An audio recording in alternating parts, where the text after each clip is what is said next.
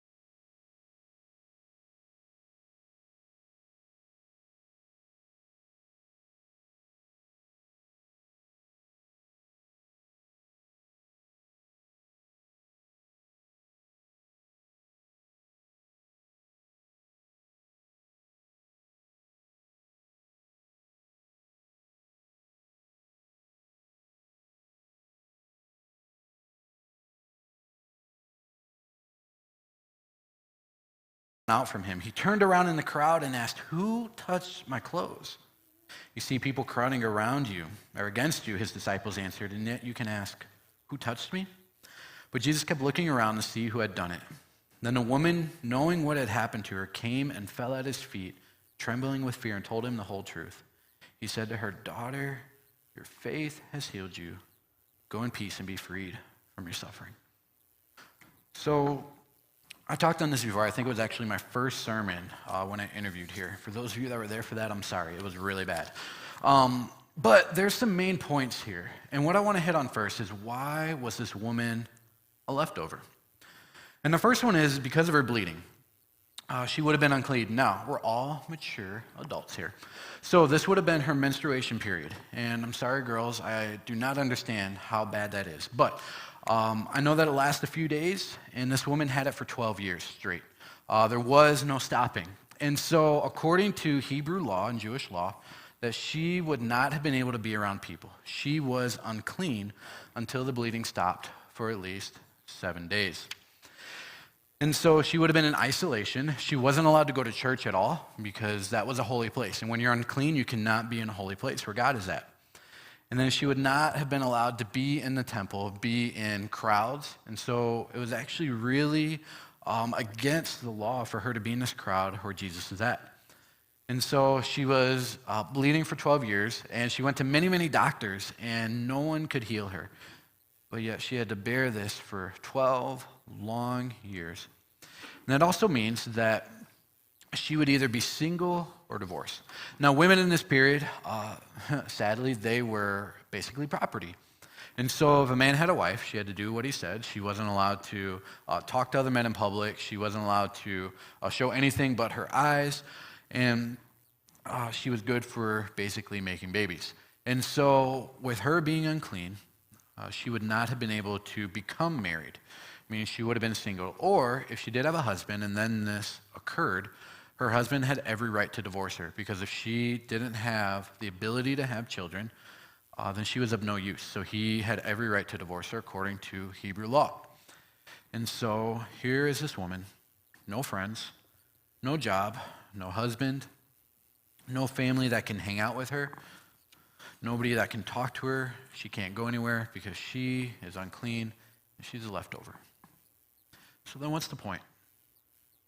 Jesus gave her healing when others failed. Meaning, where are you going towards to find healing? So this woman went to many, many different doctors. She went to many different people to try to find healing. And no doubt she went to the priest and the temple to ask for prayer to try to get some type of healing. But she never went to Jesus. She went to so many doctors and said that she was actually worse off than she was before. And I think of the things that we go through. As an adult, I go through a lot of trials. I go through a lot of pains. I go through a lot of hurdles and obstacles.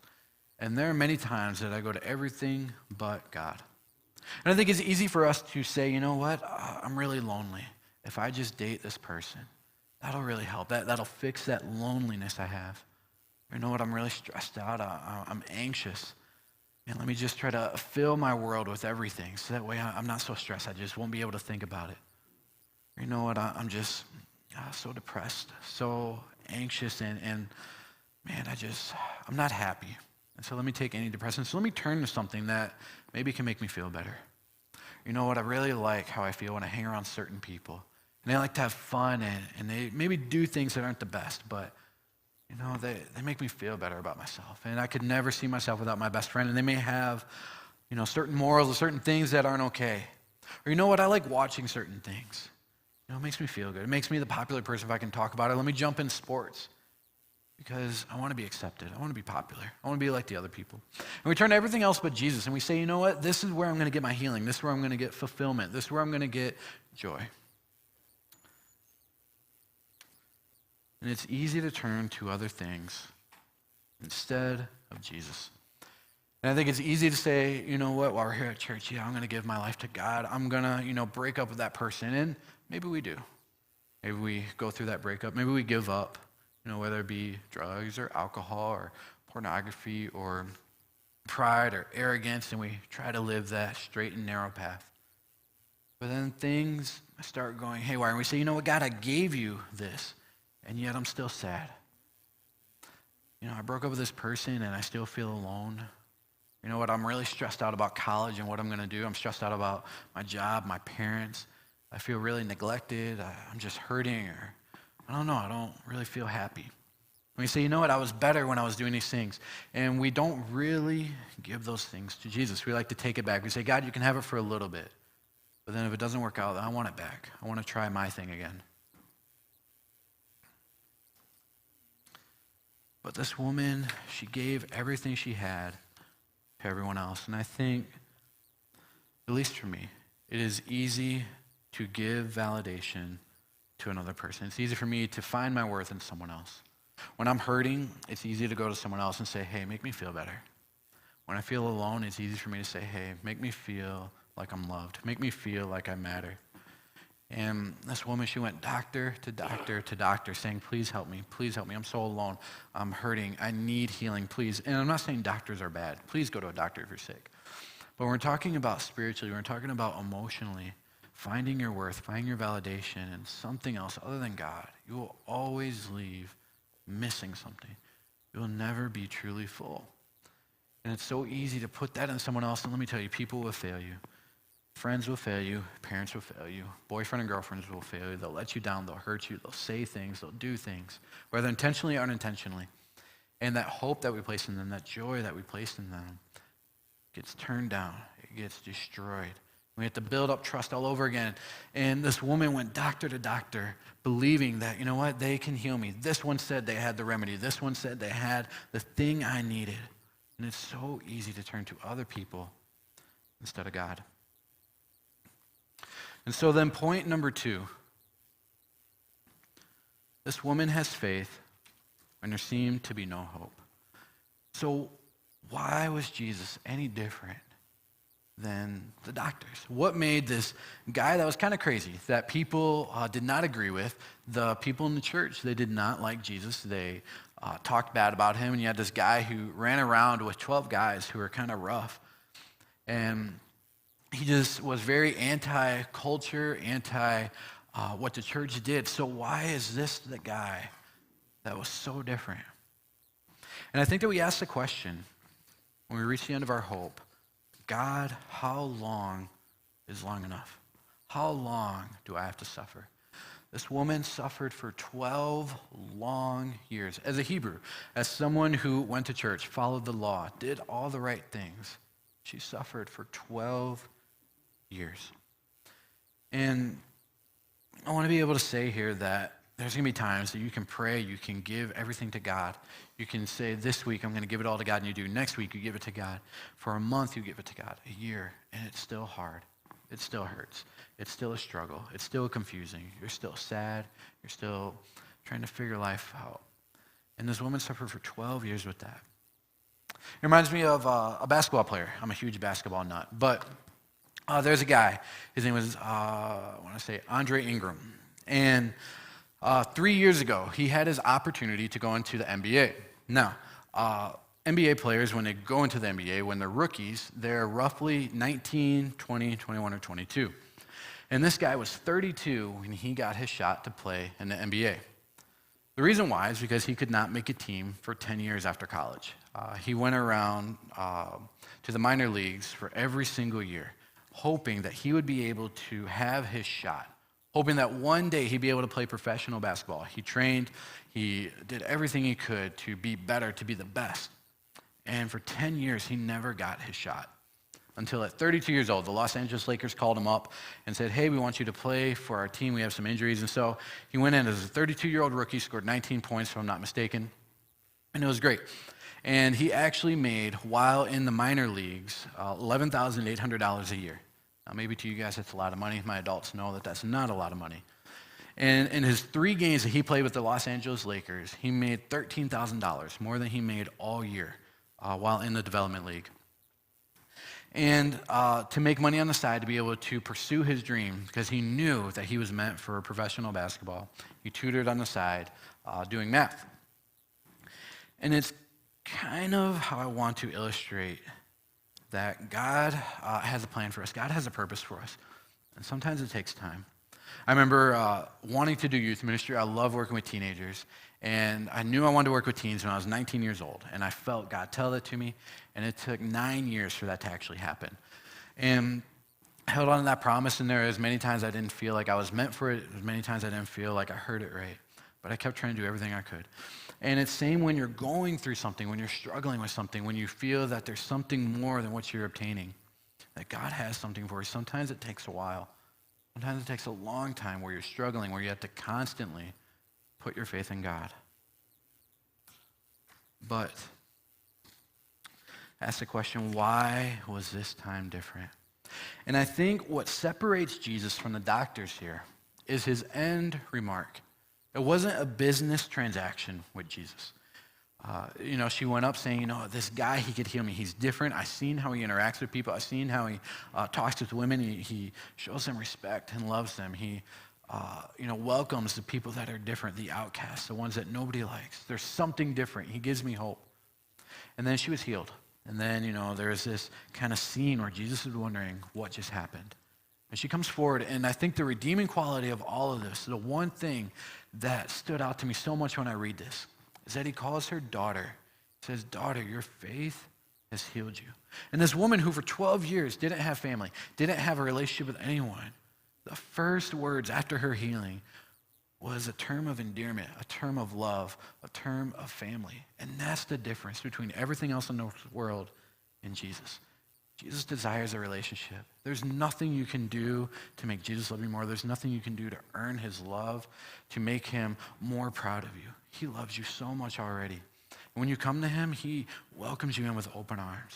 Versus everyone else where you have to do something for me to make you love you. That if you mess up, then you have to earn back that trust. You have to work twice as hard to get it back. It's never that way with God. He forgives you instantly as soon as you confess it. That's why Jesus is so different. And then the last point is Jesus longs to free us from suffering, and he will. Now, I grew up in a very Pentecostal background, which basically means there was a lot of shouting and yelling in the church that I grew up at. We were very, very charismatic and very, very excited all the time.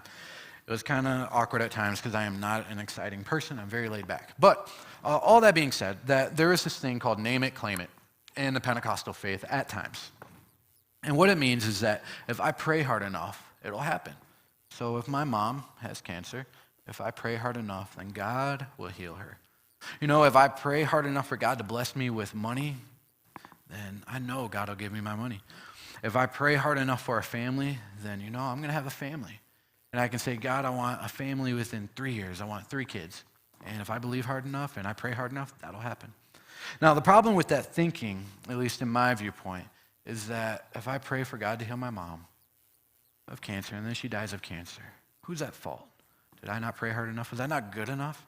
And that's where I struggle with a name it, claim it, is that we can pray as hard as we want, but yet God still has ultimate control, and yet there's still evil in the world where things like death happen, starvation happens, wars happen, people are evil and murder other people.